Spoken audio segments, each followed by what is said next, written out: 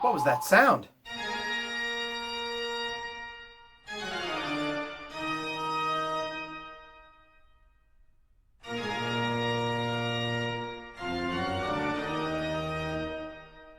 Well, hello, my first grade friends, and welcome back to Library Class at Home with Mr. S.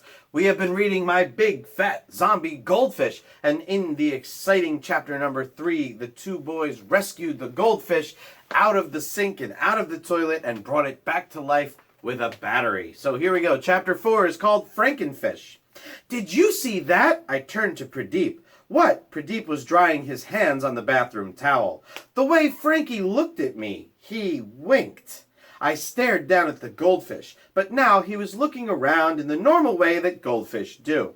You know, when one of their eyes is looking at the wall and the other eye is looking up at your left nostrils or something like that. Never mind, I said, shaking my head. We've got to get Frankie back into his bowl before Mark notices he's gone, or else.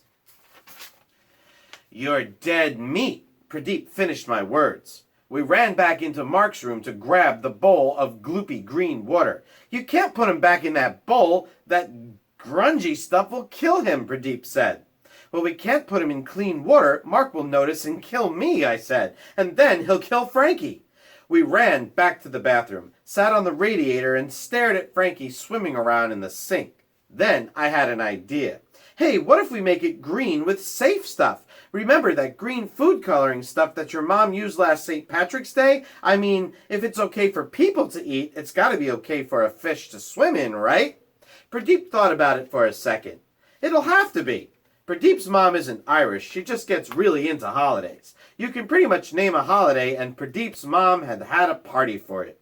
When we went over there for her St. Patrick's Day party, she had dyed everything green. We even had green sandwiches. Green finger sandwiches, which it turns out don't even have real fingers in them. Total false advertising. And she had green milkshakes and green cupcakes with green icing. It was cool, except that when you eat 17 green cupcakes in a row, it means you throw up in green. We have to get some of that green food coloring from your kitchen, I said. I can't go home, Pradeep said. My mom will make me stay for the Earth Day polar bear pajama party she's having. I looked at Pradeep with a face that said, I can't even ask why she would do that. He answered my face. She says the North Pole has really long nights and the polar bears sleep a lot, so they'd want a pajama party. He paused. I told her it didn't work.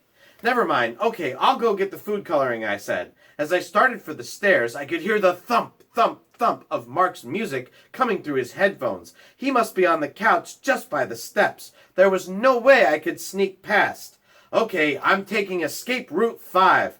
Pradeep and I had planned 16 different escape routes from both our houses, just in case of a code red. Route 5 was out of my bathroom window. Pradeep, it's up to you to stop Mark from coming upstairs before I get back.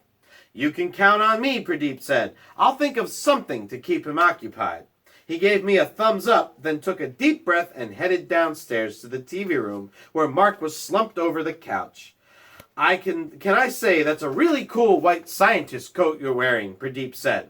I heard him start to tell Mark about the nature special on the National Geographic Channel that shows you what's really inside a crocodile's stomach. Time for escape route 5. I opened the window of the bathroom and stood on the toilet lid to climb out onto the garage roof. Suddenly, it looked a lot further down to the roof than it did in the drawing we'd done in Pradeep's notebook. No going back now, though. I edged out the window. Then I heard a splash and a thwap. Before I even turned around, I knew what that sound was. It was the sound of a wet goldfish hitting the floor.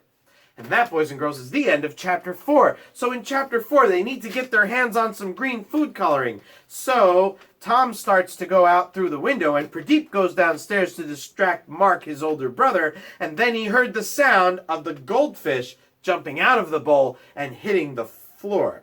Chapter 5 is called That's No Ordinary Goldfish, but we're going to check out Chapter 5 tomorrow. Hey, it's going to be Friday. That's pretty cool. So check back in with me. In the meantime, leave me a message in my Google Classroom page and tell me what you thought about Chapter 4. And don't forget to press the turned in button when you're done watching the video. I will see you guys tomorrow for exciting Chapter number 5. You know what I mean. See you later.